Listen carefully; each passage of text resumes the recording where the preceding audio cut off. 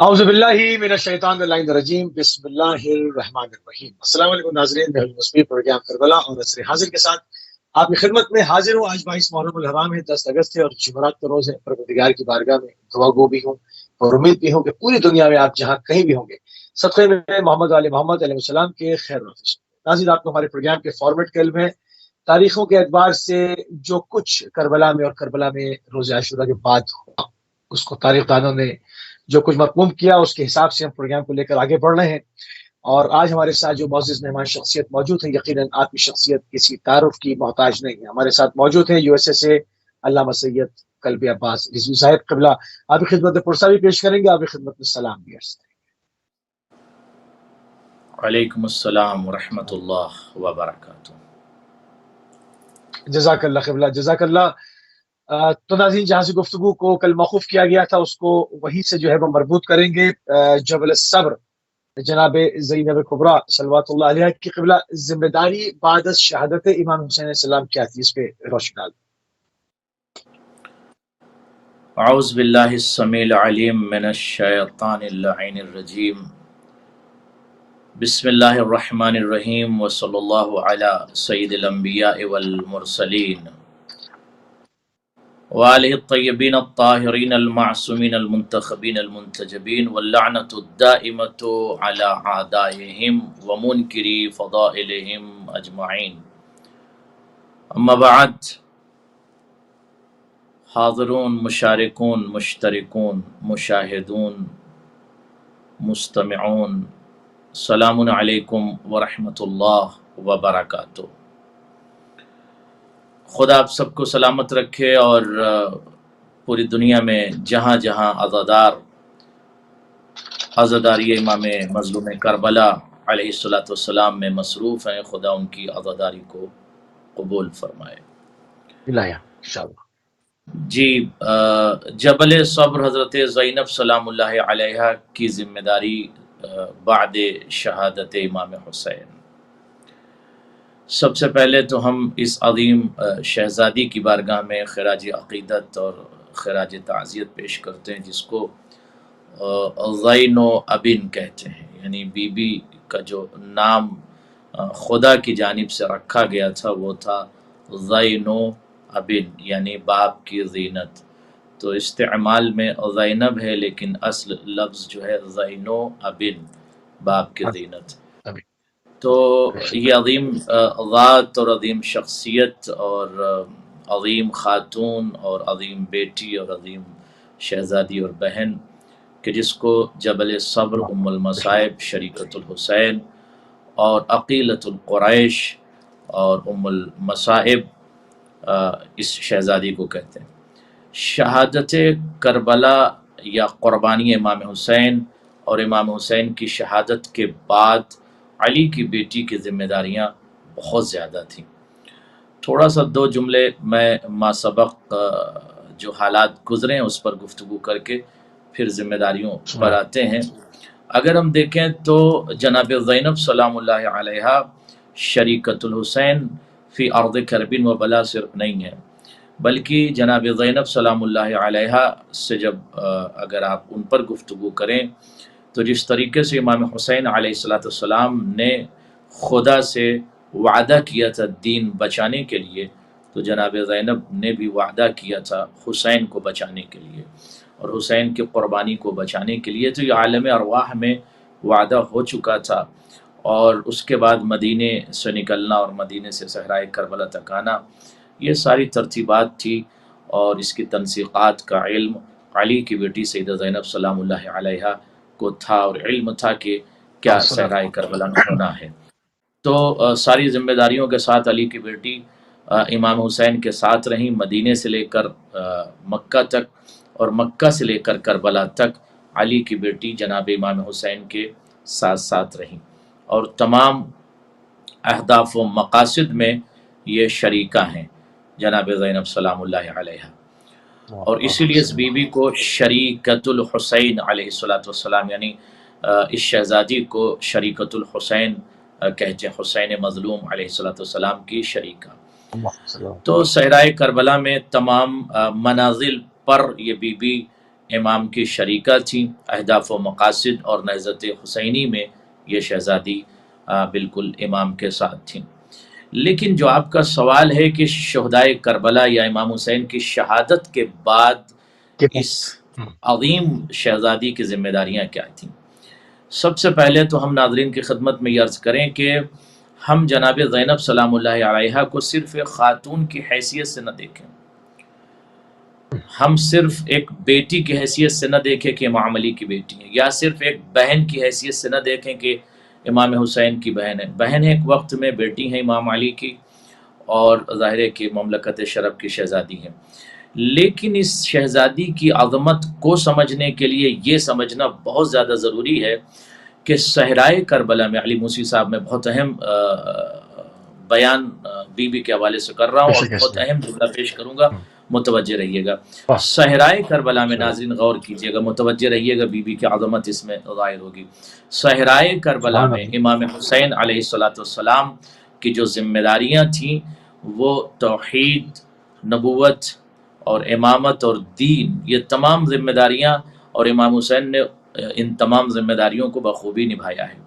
صحرائے کربلا میں امام حسین علیہ السلام بعنوان نمائندہ الہی کہہ لیجئے، اور ایک وقت میں توحید کی بھی یعنی توحید کے بھی نمائندے، خدا کی جانب سے یہ نمائندہ ہیں، اور نبوت کی جانب سے یعنی انبیاء کی طرف سے بھی نمائندہ ہیں، اور دین کے بھی حقیقی نمائندے ہیں۔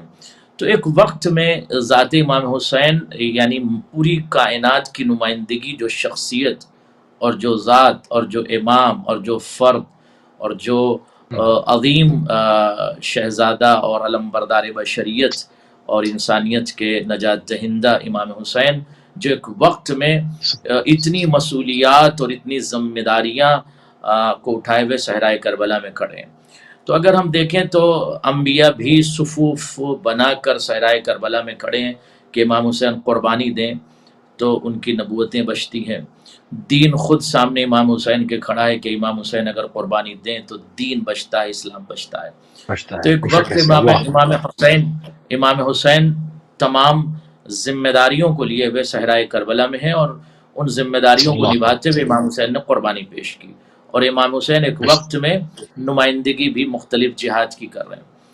تو اب امام حسین کی شہادت کے بعد کوئی ایسی خاتون ہو، کوئی ایسی شہزادی ہو، کوئی ایسی مملکت نور کی رئیسہ ہو، نبیلہ ہو، انبلہ ہو، متکلمہ ہو، ناطقہ ہو، حورہ ہو، طاہرہ ہو، راضیہ ہو، مرضیہ ہو، اور شریکۃ الحسین ہو، جو ان تمام ذمہ داریوں کو جو امام حسین نبھا رہے تھے اور ان ذمہ داریوں کے ساتھ صحرائے کربلا میں تھے، ان ذمہ داریوں کو آگے بڑھائیں اور امام حسین کی بقا کے ذمہ دار ہوں۔ تو اس جملے کے تکملے کے لیے یا اس جملے کی تنسیق کے لیے میں ایک لفظ عرض کروں گا کہ بی بی کو اس لیے کہا جاتا ہے نائبۃ الامام، اور فرما رہے ہیں علی موسی صاحب نائبۃ الامام، اس شہزادی کو نائبۃ الامام کہا جاتا ہے، یعنی یہ مملکت شرف کی شہزادی نائبۃ الامام ہیں، امام کی نیابت کر رہی ہیں۔ تو اگر امام ایک وقت میں پوری کائنات کی نمائندگی کر رہے ہیں صحرائے کربلا میں، تو آپ دیکھیں کہ حضرت زینب سلام اللہ علیہا کس انداز میں نیابت کر رہی ہیں، یعنی جناب زینب سلام اللہ علیہا کی جو نیابت ہے، جو نیابت فرما رہی ہیں یا جو نمائندگی کر رہی ہیں، وہ ایک وقت میں توحید کی بھی اور نبوت کی بھی، امامت کی بھی، دین کی بھی، اسلام کی بھی، اور امام حسین کی بھی نمائندگی جناب زینب کر رہی ہیں، یعنی امامت کی نمائندگی علی کی بیٹی سیدہ زینب سلام اللہ علیہا کر رہی ہیں۔ تو اب علی کی بیٹی کی ذمہ داریاں بہت زیادہ ہیں، ایک طرف دین کی صدا آ رہی تھی کہ زینب مجھے بچا لو، ایک طرف انبیاء صفوف میں کھڑے ہوئے ہیں کہ جناب زینب سلام اللہ علیہا ہمیں بچا لیں۔ تو دین اور انبیاء کی زحمتوں کو اور امام حسین کی قربانی کو اور امام حسین کی شہادت کو جس شہزادی نے بقا عطا کیا، دوام عطا کیا، جس قربانی کو بچایا ہے، اس عظیم شہزادی کو سیدہ زینب سلام اللہ علیہا کہتے ہیں۔ تو یہ بہت زیادہ ضروری ہے کہ ہم اس عظیم بیوی پر غور کر لیں اور توجہ فرما لیں کہ یہ شہزادی کی عظمت کیا ہے اور ان کی برکت کیا ہے اور ان کی ذمہ داریاں کیا ہیں۔ جناب زینب سلام اللہ علیہ کو سمجھنے کے لیے بہت بڑا دماغ بھی اگر ہو تو جناب زینب کی عظمت کو نہیں سمجھ سکتا، اس لیے کہ جناب زینب مکمل اپنے وجود میں تمام کمالات کو سمیٹے ہوئے ہیں اور تمام مواصفات کو سمیٹے ہوئے ہیں اور تمام خوبیوں کو سمیٹے ہوئے ہیں یہ علی کی بیٹی۔ تو یہ بہت زیادہ ضروری ہے کہ شہزادی کے اوپر ہم غور فرما لیں موسوی صاحب۔ تو جناب زینب سلام اللہ علیہ کی ہستی اور ان کی عظمت اور ان کے کرامات اور ان کی خدمات بہت زیادہ ہے اور ان کی ذمہ داریاں بہت زیادہ ہیں۔ جناب زینب نے یہی وجہ ہے کہ صحرائے کربلا میں اگر آپ دیکھیں 2 شہزادے جناب زینب سلام اللہ علیہ کے عون محمد شہید کر دیے گئے۔ آخر ماں کا دل تھا، ماں گریہ کر سکتی تھی، ماں رو سکتی تھی، مگر ماں کا نہ رونا، ماں کا گریہ نہ کرنا اور صرف اپنی ذمہ داری کی طرف متوجہ رہنا، یہ علی کی بیٹی سیدہ زینب سلام اللہ علیہ کی ذات ہی کر سکتی ہے، ورنہ آسان نہیں ہے۔ اگر ماں کے سامنے 2 ننھے بچوں کی لاشیں آ جائیں تو ایک سخت مسئلہ ہوتا ہے، لیکن علی کی بیٹی نے تمام ذمہ داریوں کو شہادت امام حسین کے بعد بچایا، اور بچانے کے بعد بی بی علی کی بیٹی سیدہ زینب سلام اللہ علیہ کربلا سے کوفہ اور کوفے سے شام تک تشریف لے گئیں۔ تو جناب زینب سلام اللہ علیہ کے دوش پر بہت بڑی ذمہ داری تھی، اور اسی وجہ سے ان کو نائبۃ الامام کہا جاتا ہے۔ تو نائبۃ الامام علی موسوی صاحب اگر کہا جاتا ہے تو اس بیوی کے اندر وہ کمالات ہوں اور وہ خوبیاں ہوں اور وہ جلال و حیبت و جرأت و علم و اختیار اور قدرت ہو کہ جو امام کے اندر ہوتے ہیں، تو تبھی جا کر یہ شہزادی نمائندگی کو بخوبی انجام دے سکتی ہے۔ جی آپ کی طرف سے آوازیں کچھ آ رہی ہیں، دیکھ لیں کہاں سے آواز آ رہی ہے۔ جی تھوڑا سا تھوڑے سے کنیکشن میں آج پرابلم ہے، اس کی ہم معذرت بھی چاہتے ہیں، تھوڑی سی بات کو آگے بڑھائیں گے خدمت۔ کوفے میں آپ کا پہنچنا اور ابن زیاد سے جو مکالمہ ہے، جس کو جو تاریخ ساز کہا جاتا ہے، جس نے تمام یزیدیت کی بساط کو پلٹ دیا، اس پہ ذرا روشنی ڈال دیں۔ جناب زینب سلام اللہ علیہ کربلا سے تمام ذمہ داریوں کے ساتھ آپ دیکھیں کہ جبل صبر ایک بیوی کا ایک لقب ہے، پہاڑ صبر، اس لیے کہ جس کے بھائی مار دیے جائیں، جس کے بیٹے شہید کر دیے جائیں، اور جس شہزادی کا 18 سال کا جوان بیٹا جس کو زینب نے پالا تھا وہ شہید کر دیا جائے، اس کے باوجود علی کی بیٹی ذمہ داریوں کے ساتھ باقاعدہ اولاد امام حسین کی حفاظت کرنا اور شہداء کے بچوں کی حفاظت کرنا، اور پھر اس کارواں کو لے کے آگے بڑھنا اور بخوبی قیادت کرنا۔ اب علی کی بیٹی قیادت کر رہی ہیں۔ اب کبھی کبھی لوگ ایک سوال یہ بھی کرتے ہیں علی موسوی صاحب کی جناب ام کلثوم سلام اللہ علیہ کا ذکر کم ہوتا ہے۔ جناب ام کلثوم سلام اللہ علیہ تھیں صحرائے کربلا میں اور جناب زینب کے ساتھ تھیں، لیکن چونکہ قیادت کی ذمہ داری اور نیابت کی ذمہ داری جناب زینب کے ہاتھوں میں تھی، جناب زینب نائبۃ الامام ہیں، اور جناب زینب کے ہاتھ میں قیادت تھی کہ کربلا میں بھی اور بعد کربلا اس قیادت کو انجام دیں۔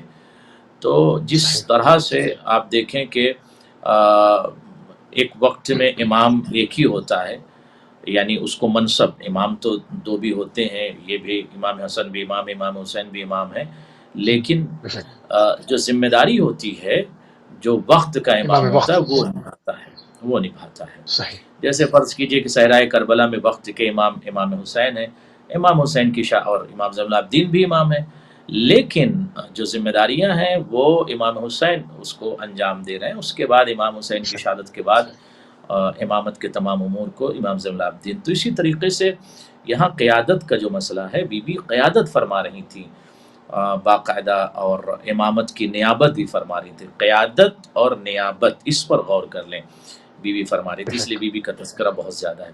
اب جب ایک بی بی، ایک شہزادی مملکت نور اور جلال و ہیبت و جرأت اور اختیار و قدرت کی رئیسہ اور انبلا اور شہزادی کہ جس کا اتصال مشیت الہی سے تمیوں بھی عرض کر دوں کہ اب ضرورت اس بات کی تھی کہ ایسی شہزادی ہو کہ جس کا اتصال مشیت الہی سے ہو.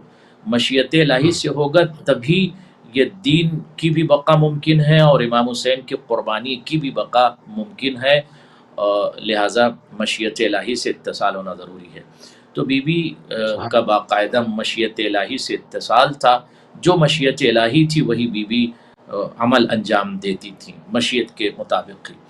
اب چونکہ جب علی کی بیٹی کوفہ پہنچی ہیں اس وقت ابن طغات نے، ابن بغات نے، ابن انجس نے، ابن اخبس نے، ابن ارزل نے یہ سوال کیا، ابن زیاد نے، کیف رأیتی صنع اللہ بے اخیک الحسین، آپ نے اپنے بھائی کو، ظاہر ہے کہ بی بی قربانی پیش کر کے آ رہی ہیں، تو فرماتی ہیں بی بی جب اس نے سوال کیا کہ آپ نے کیسے پایا خدا کو اپنے بھائی کے مسئلے میں، یعنی what does it mean، یعنی آپ لوگ تو بہت اللہ والے بنتے ہیں، بہت ساجد، بہت عابد، بہت نمازی، بہت پرہیزگار اور بہت خدا سے کنیکٹڈ، بٹ کیا ہوا آپ کے بھائی کے ساتھ؟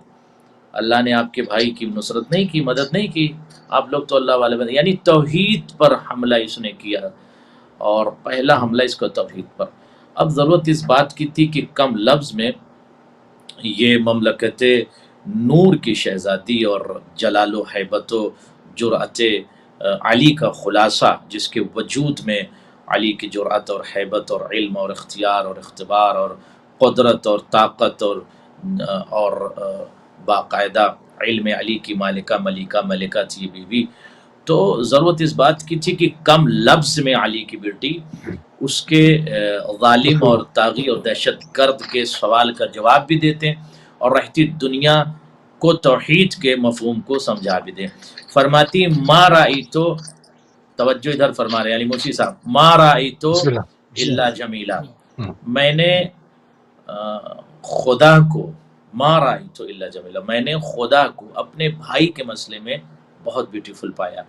یعنی خدا نے میرے بھائی کے ساتھ ہر وقت جو بھی وقت کا تقاضا تھا اس نے نصرت کی. تو میرا خدا، میرا پروردگار، اس نے یعنی میرے بھائی کے ساتھ ظاہر ہے کہ بہت اچھا سلوک تھا خدا کا. تو ہم توحید سے نہیں ہٹ سکتے اور توحید ہی کے لیے ہم یہاں کربلا سے کوفہ آئے. تو رہتی دنیا تک علی کی بیٹی نے یہ بتا دیا کہ اتنی قربانیاں دینے کے بعد، لاشوں کو اٹھانے کے بعد، ٹکڑوں کو چننے کے بعد، خیمے جلنے کے بعد، پیاسے رہنے کے بعد، وہ سارا ہونے کے باوجود بھی ہمارا جملہ یہی ہوتا ہے ما رأیت الا جمیلا، ہم نے خدا کو بہت بیوٹیفل پایا، ہم نے خدا کو بہت بیوٹیفل پایا. یعنی رہتی دنیا تک یہ پیغام دے دیا، اے آتی ہوئی نسلیں، اے افراد، اے احباب، اے لوگوں، اے شاعر، اے قبائل، اے دنیا کے لوگوں، جتنے چاہے امتحانات و اختبارات میں آپ کی زندگی گزرے، آپ کو صبر سے کام لینا ہے اور خدا سے اپنے رابطے کو منقطع نہیں ہونے دینا ہے.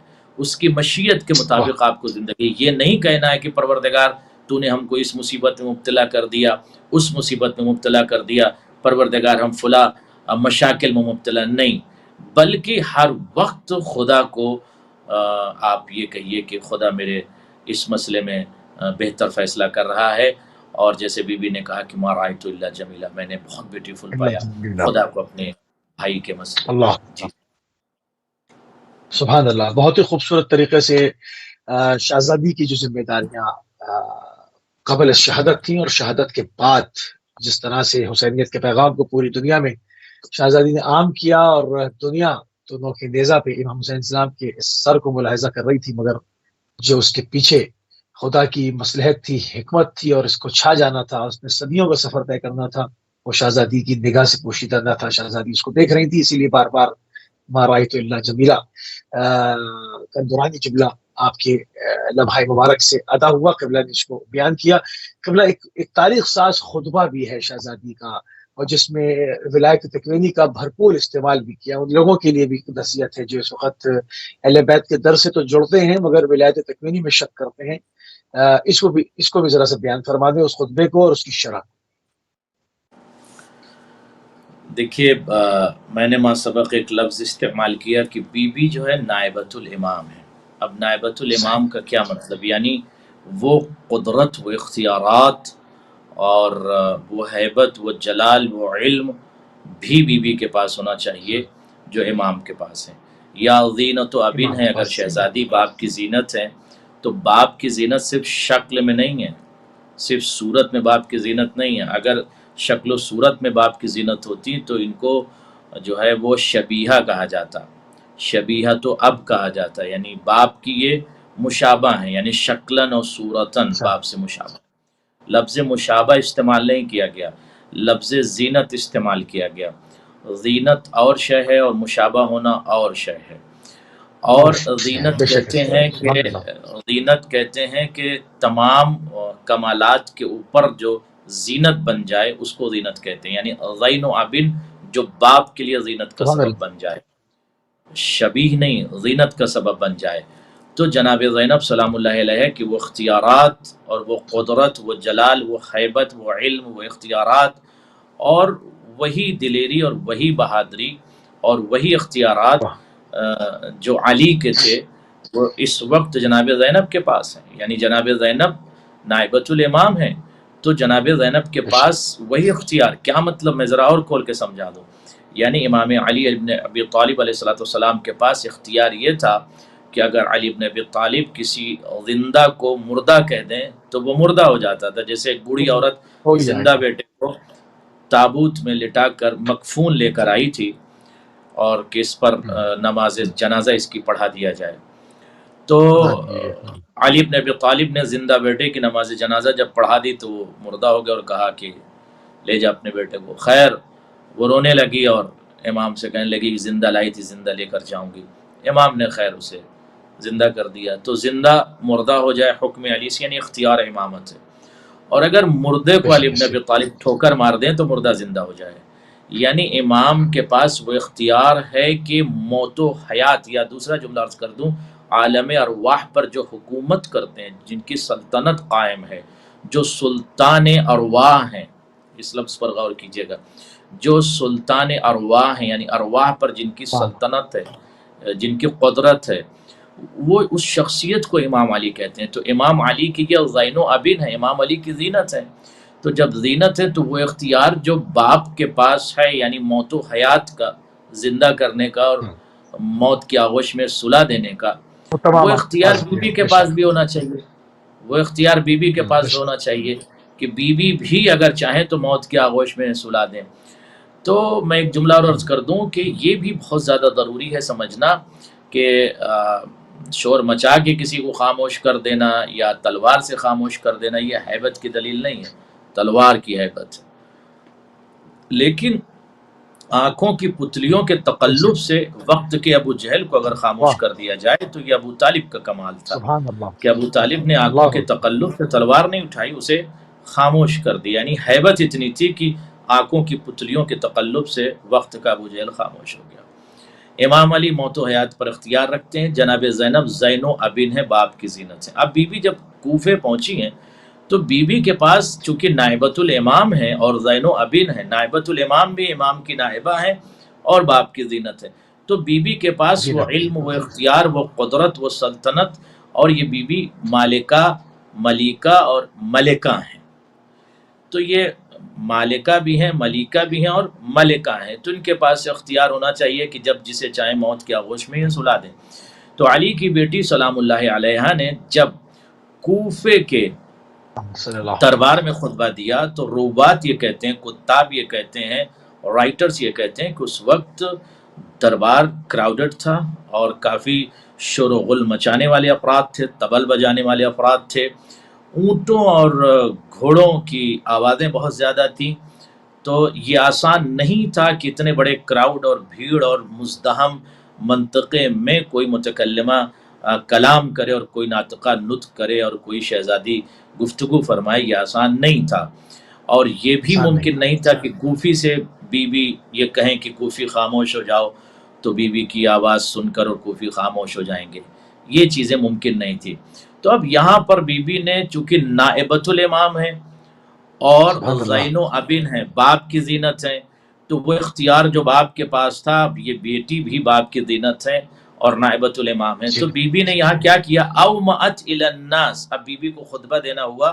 تو عربی لفظ اور عربی فقرہ ہے، بہت ذمہ داری سے میں کہہ رہا ہوں اور میں اپنے لفظوں کا ذمہ دار ہوں کہ بی بی نے کوفے میں کسی سے نہیں کہا خاموش ہو جاؤ. بی بی نے کہا ہی نہیں، یہ کہا ہی نہیں کسی سے کہ اسکتو، بالکل نہیں کہا کسی سے، بلکہ کیا کیا، اومأت الی الناس ان اسکتو، لوگوں کی طرف اشارہ خاموشی کیا. اشارہ خاموشی کیا ہوتا ہے؟ یوں کرنا، یوں یوں کیا علی کی بیٹی نے، یعنی صرف اور صرف اشارہ خاموشی. جیسی علی کی بیٹی نے اشارہ خاموشی کیا تو کوفی موت کی آغوش میں جانے لگے. موت کی آغوش میں جانے لگے کیا مطلب؟ یعنی کوفیوں کی سانسیں رک گئیں، گفتگو نہیں کر پا رہے تھے اور ہچکی آنے لگی، موت کی ہچکی آنے لگی، اور یہ لگ رہا تھا کہ کوفی مر جائیں گے. اب علی کی بیٹی نے خطاب کیا اور سارا کا سارا مجمع اور سارا کا سارا کراؤڈ اس وقت خاموش تھا اور علی کی بیٹی نے خطبہ دیا. اب یہ خطبے کے چند فقرے بھی بیان کروں گا، اس سے پہلے ایک جملہ بیان کر دیں کہ علی کی بیٹی نے جب خطاب کیا تو اس وقت سارا کا سارا مجمع اور کراؤڈ اور اجراس ابل اور گھوڑوں کی آواز اور اونٹوں کی آواز اور اجراس بھی سب میں سکوت تھا اور سب سامت تھے، ساکت و سامت تھے. علی کی بیٹی نے جب خطاب کرنا شروع کیا تو اس وقت ایک نابینا صحابی تھا جس کی آنکھ جنگ میں شہید ہو گئی تھی. وہ مولا علی کے ساتھ تھا اور مولا علی کا بہت ہی قریبی بلکہ اقرب ساتھیوں میں تھا اور چاہنے والے میں تھا. تو انہوں نے جب ایک آواز سنی کہ ایک لہجہ جو گرجدار لہجہ، اور وہ لہجہ جو رحمان کی ترجمانی کرتا تھا، اور وہ لہجہ جو بصالت و شجاعت و حماس کی نمائندگی کرتا تھا، اس لہجے میں جب ایک صحابی نابینا نے سنا تو کہتے ہیں اسمع صوت علی. میں یہ جملہ میں نے اس جملے کے لیے کیا، وہ یہ کہتے ہیں کہ میں علی کی آواز سن رہا ہوں. یہ نہیں کہا عبداللہ ابن عفیف نے، یہ نہیں کہا میں علی جیسی آواز سن رہا ہوں. غور علی کی آواز سن رہا ہوں، علی کی آواز سن رہا ہوں. علی جیسی آواز ہونا اور ہے اور علی کی آواز ہونا اور. بہت خوبصورت، بہت خوبصورت نقطہ ہے.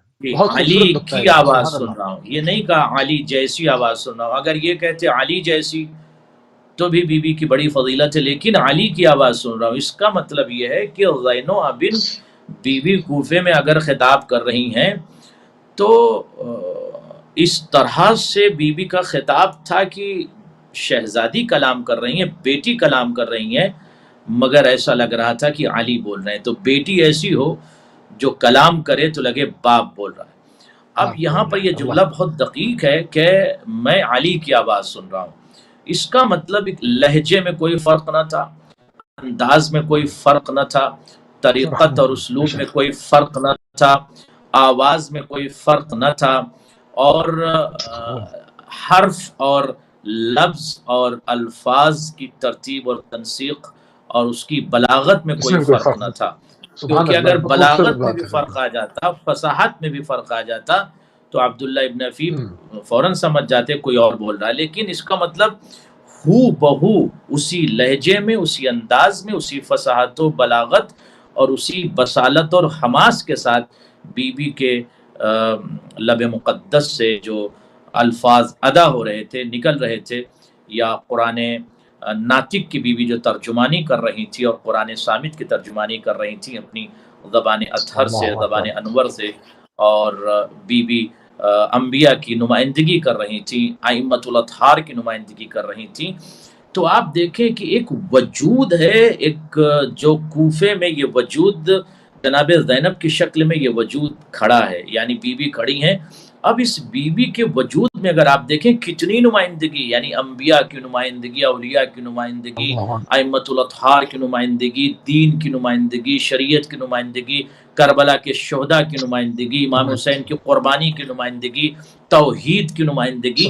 یعنی ایک ذات کے اندر کتنی ذمہ داریاں، اور یہ بی بی جمع ہے، اور بی بی کس انداز میں اس کو انجام دے رہی ہیں کہ سننے والا یہ کہتا میں علی جیسی نہیں، علی کی آواز سن رہا ہوں. علی کی آواز سن رہا ہوں. تو خدا کی قسم یہ جو زین و ابن لفظ ہے یہ یہاں پر اس لفظ کی صحیح معنوں میں ترجمانی ہوتی ہے کہ حقیقی جو باپ کی زینت ہے جو شہزادی وہ بی بی زینب سلام اللہ علیہا ہے. اس کے بعد جب اس شخص سے کسی نے کہا عبداللہ ابن عفیف سے کہ نہیں یہ زینب بول رہی ہیں، ان کی بیٹی شہزادی بول رہی، جناب زینب کا یہ خطاب ہے، تو کہتا ہے کہ نہیں. اب یہ عبداللہ ابن عفیف اس فرد سے مکالمہ کرتے ہیں اور کہتے ہیں نہیں تم اشتباہ کر رہے ہو، اس لیے کہ میں علی بن ابی طالب کے ساتھ برسوں برس رہا ہوں، اور علی کے اطوار و عادات اور لہجے سے اور الفاظ کی گہرائی اور گہرائی اور اس کی فصاحت و بلاغت اور اس لفظ کے حماس سے آشنا اور آگاہ ہوں. مجھے پتہ ہے علی بول رہے ہیں، یہ علی بول رہے ہیں، علی بول رہے ہیں یا علی. تو خدا کی قسم شرف ایسا ہو، انداز ایسا ہو، لہجہ ایسا ہو، گفتگو ایسی ہو، بلاغت ایسی ہو، فصاحت ایسی ہو، سلیقہ ایسا ہو، طریقہ ایسا ہو کہ بی بی خطاب کریں لگے کہ علی بول رہے ہیں. تو یہ بی بی کا خطاب تھا. اور اس وقت جب بی بی نے خطاب کیا تو اس وقت سناٹا طاری تھا اور بی بی نے پھر وہاں پر خطبہ ارشاد فرمایا. جی آپ کہیں تو خطبے کے الفاظ بھی جی خطبے کا متن اور اس کی تشریح فرما دیں. بسم اللہ. جی بی بی نے اشارہ کیا اور اس کے بعد خطاب کرنا شروع کیا اور کہتی ہیں کہ یا اہل الغدر والمکر والخجل والخزل، اے شہر غدار کے مکینوں، اے مکر و فریب میں ڈوبے ہوئے افراد، اے چھپ کر حملہ کرنے والے لوگ، اے رسوا افراد جنہوں نے نصرت کا وعدہ کیا مگر مدد نہ کی. تو یہ چار لفظ بی بی نے استعمال کیا، اہل الغدری غدار، اہل المکری مکار، اہل الخطلی خطال، اہل الخزل یہ جو ہے خاذل اور مخذول جو لفظ عربی میں استعمال ہوتا ہے. تو یعنی تم نے دوستی کا وعدہ کیا، تم نے خطوط لکھے، رسائل لکھے اور میرے بھائی کو بلایا، اور میرے بھائی نے اپنے نمائندے، اپنے سفیر، اپنے ایمبیسڈر حضرت مسلم بن عقیل کو کوفہ بھیجا، مگر تم نے ان کے ساتھ کیا کیا اور میرے بھائی کے ساتھ کیا کیا.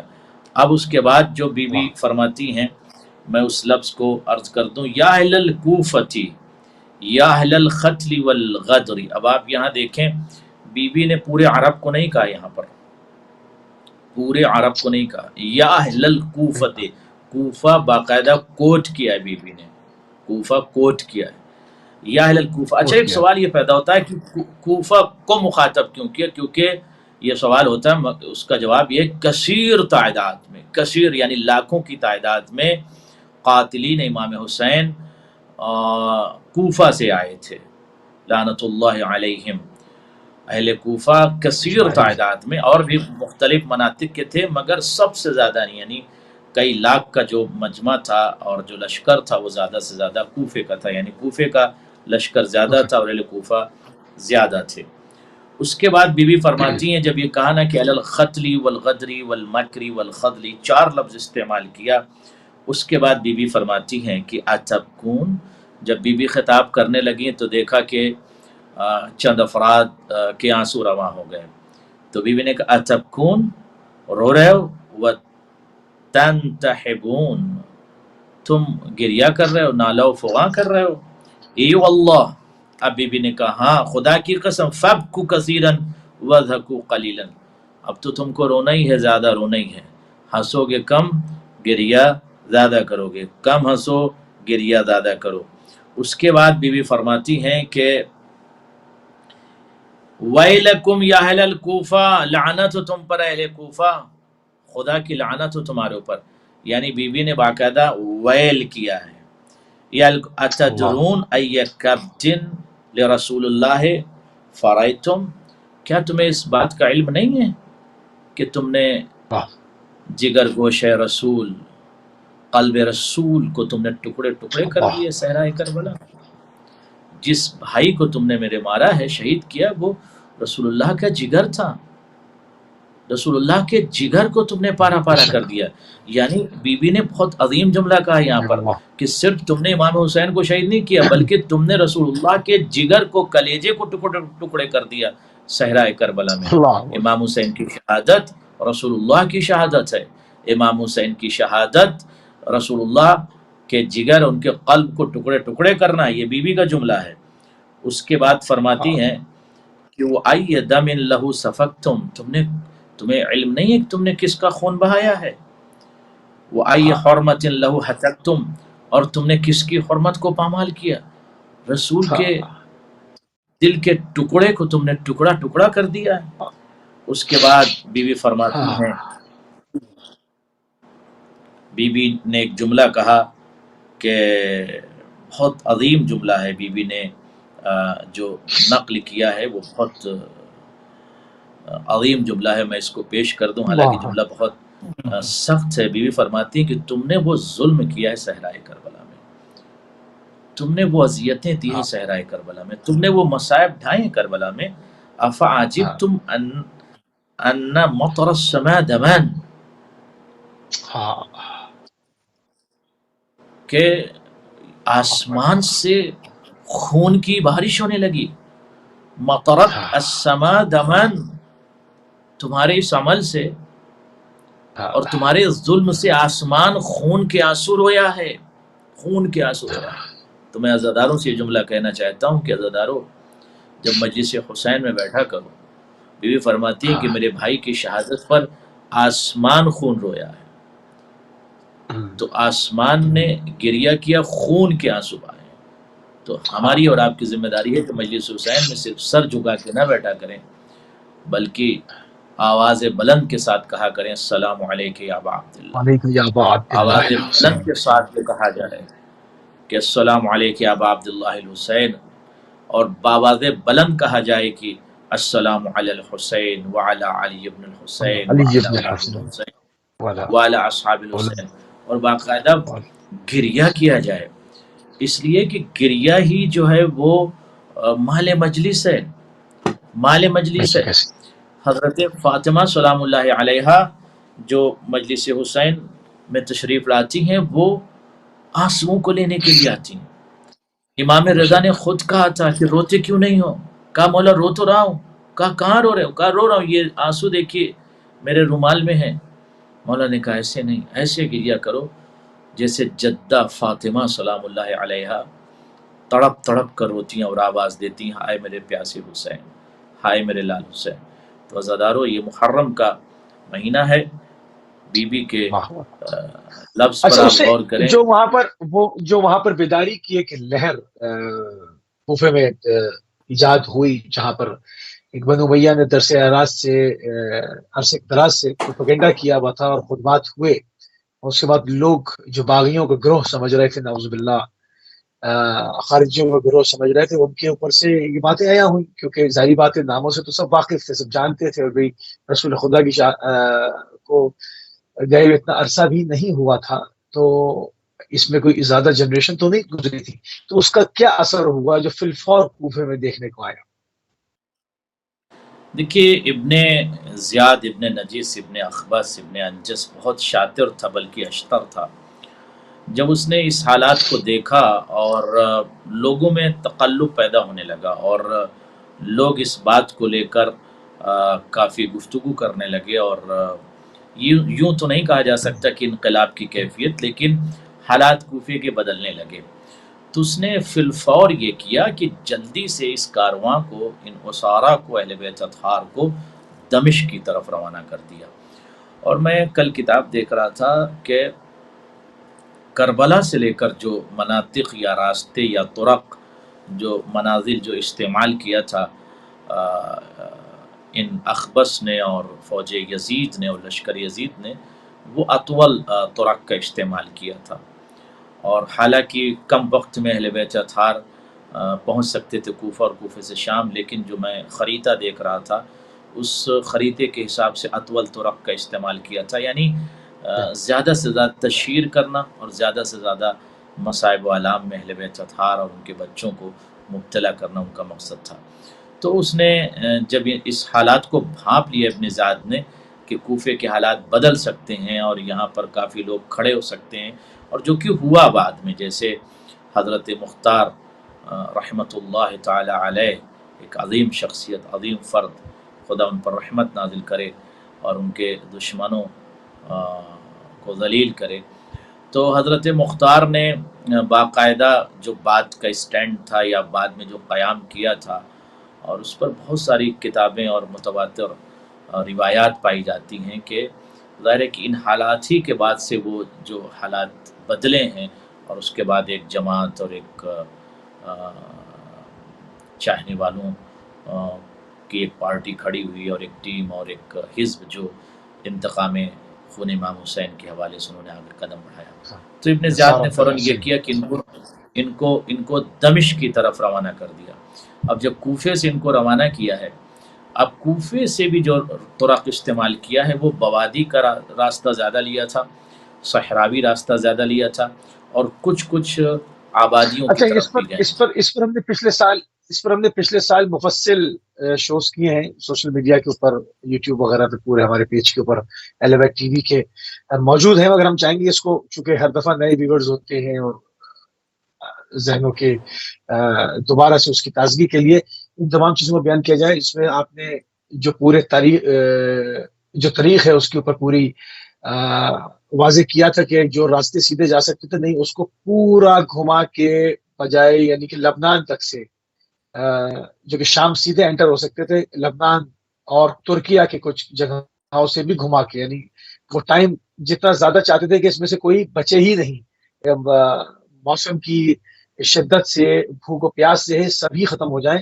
تو ہم چاہیں گے کہ قبلہ آپ سے ریکویسٹ بھی کریں گے کہ آنے والے پروگرامز میں ان طریقوں کی زیادہ نشاندہی کی جائے کہ وہ جو راستے تھے کون کون سے تھے اور کہاں کہاں سے ہم گئے تھے. ابھی ہمارے پاس تقریباً 3-4 منٹ ہیں، تو ہم یہ گزارش کریں گے کہ تھوڑا سا اس کے لیے ایک میپ اگر آپ پیش کر دیں تاکہ ہم اس کے اوپر کل سے مفصل گفتگو کا آغاز کریں. انشاءاللہ تفصیلی میپ کل ہم آپ کی خدمت میں عرض کریں گے کہ کربلا سے یہ لوگ کوفہ نکلے ہیں تو ڈائریکٹ کوفہ نہیں گئے ہیں، بلکہ کچھ ایسے راستوں کا انتخاب کیا. اور آپ دیکھیں کہ حلب آنا، پھر حمص کی طرف جانا، اور حمص اور وہ آپ کا جو لبنان کا بارڈر تھا لبنان جانا، اور ادھر ٹرکی کی طرف آنا. یعنی کل خریدے کو انشاءاللہ ہم اس کو باقاعدہ لکھ کر سمجھائیں گے کس طرح سے معاکس طرق کا استعمال کیا ہے. اور باقاعدہ اور ایک جملہ اور عرض کر دوں کہ کربلا میں امام حسین علیہ السلام کی جب شہادت ہو رہی تھی، روز عاشورہ شہادت سے پہلے اگر آپ دیکھیں تو بچوں کی جو تعداد ہے وہ بہت زیادہ ہے. اور کل میں انشاءاللہ اس تعداد پر بھی گفتگو کروں گا کہ کتنی تعداد تھی. اور یہ بچے جب کربلا سے کوفہ یہ کارواں نکلا ہے، اور کوفہ سے شام، اور شام سے جب کربلا اور کربلا سے مدینہ یہ قافلہ گیا، تو صرف چند بچے بچے، اور کتنے بچے کربلا میں تھے اور کتنے بچے بچ کر مدینہ پہنچے. طرق میں ان کے ساتھ کیا ہوا، کیا ظلم ہوا، کتنے بچوں کو کربلا میں مار ڈالا گیا، کتنے بچوں کو کوفے میں مارا گیا، کتنے بچے شام کے راستوں میں مر گئے. تو یہ جو راستے اور جبلی راستہ جو افراد شام گئے ہیں، جو لوگ بلاد شام گئے ہیں، ان کو پتہ ہے کہ شام میں جو ہے نا جبلی مناطق بہت زیادہ ہیں، اور عراق میں بوادی بہت ہے، صحرا بہت ہے. جی، تو اور اس کے بعد پھر ٹرکی کے آسان الفاظ میں مطلب کہ پہاڑی راستے ہیں یا صحرائی راستے، تاکہ ایک عام آدمی کی بھی ذرا سمجھ میں آ جائے. پہاڑی جبلی نہیں راستے سمجھ پائیں گے. اور صحرائی راستہ، جنگل کے راستے بہت زیادہ ہے، اس کا استعمال بہت کیا ہے. تو ان راستوں سے اہل بیت اطہار کو اذیت دیتے ہوئے باقاعدہ ان کا پلان یہ تھا. اور میں کل روایت بیان کروں گا کہ ابن سعد ملعون نے، ابن سعد ابن وقاص نے کیا حکم دیا تھا اپنے عسکر کو، لشکر کو، فوج کو، کہ شہادت امام حسین کے بعد بچوں کے ساتھ کیا سلوک کیا جائے. وہ روایت بھی میری نظر سے گزری ہے، تو کل میں انشاءاللہ بیان کروں گا. اور صرف آج چونکہ آپ کے پاس 1-2 منٹ رہ گئے، تو ہم دعا گو ہیں پروردگار کی بارگاہ میں کہ پروردگار تمام عزاداران مظلوم کربلا جہاں جہاں ہیں، اور اس وقت میں امریکہ میں ہوں، واشنگٹن ڈی سی میں ہوں، مومنین ماشاءاللہ ہر منطقے میں مولا کی خدمت کر رہے ہیں اور خراج عقیدت پیش کر رہے ہیں. بس گزارش یہ ہے کہ اسی آداب کے ساتھ، اسی احترام کے ساتھ، اور اسی جو عزاداری کا ایک مقام ہے، اسی بلند مقام کے ساتھ ہمیں عزاداری کرنا چاہیے. اور پورا خیال رکھنا چاہیے کہ 2 مہینہ 8 دن جو عزا کے دن ہیں اس میں ہم بہت محتاط رہیں اپنے کردار کو لے کر، بلکہ کردار کو لے کر تو پوری زندگی، اپنے اطوار و حالات اور عادات کو لے کر بھی بہت محتاط رہیں، اور لفظوں پر بھی بہت ہی محتاط رہیں، اور اپنی زبان پر بھی کنٹرول رکھیں، جزاک اللہ. اور ایک ایسا نمونہ عمل پیش کریں کہ دیکھنے والا اور سننے والا یہ سمجھے کہ عزادار گفتگو کر رہے ہیں، عزادار جا رہے ہیں. پروردگار سب کو سلامت رکھے. جزاک جناب اللہ. چیز کے لیے بھی دعا کیجیے گا. والسلام علیکم ورحمۃ اللہ وبرکاتہ. علیکم السلام ورحمۃ اللہ. جزاک اللہ. انتہائی مشکور ہیں اور انتہائی ممنون ہیں جناب علامہ سید قلبی عباس رضوی صاحب کے کہ آپ نے یو ایس اے سے ایک مرتبہ پھر اپنا قیمتی ٹائم اہل بیت ٹی وی کو دیا. کربلا اور عصر حاضر کے عنوان سے ایک پورا ایک تاریخ کے اوپر ہم یہ جو ہے وہ ایک پروگرام کو لے کر چل رہے ہیں، اور جس طرح سے اسارت ہوئی شہادت کے بعد کوفے لے جایا گیا، کوفے میں کس طرح ورود ہوا، اب کوفے سے شام کن کن مناطق سے، کن کن شہروں سے، جنگلوں سے، غیر معروف راستوں سے اذیتیں دیتے ہوئے کہاں سے لے کر گئے ہیں، ہم اس کو پورا تاریخوں کے اعتبار سے کوشش کریں گے اپنے وقت میں رہتے ہوئے آپ کی خدمت